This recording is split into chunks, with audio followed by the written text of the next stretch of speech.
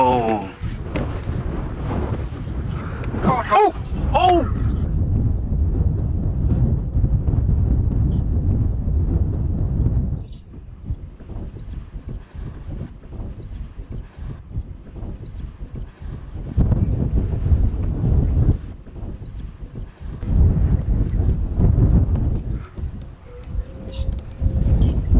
Welcome back to Pinda and Beyond.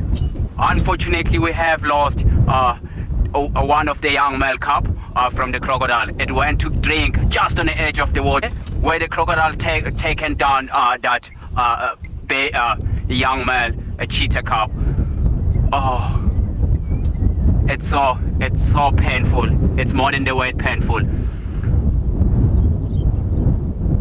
And nothing really we can do because that crocodile, it was just ambushing the cheetah there, and the young cheetah cub went down to drink water, and it's when the crocodile came up and caught it.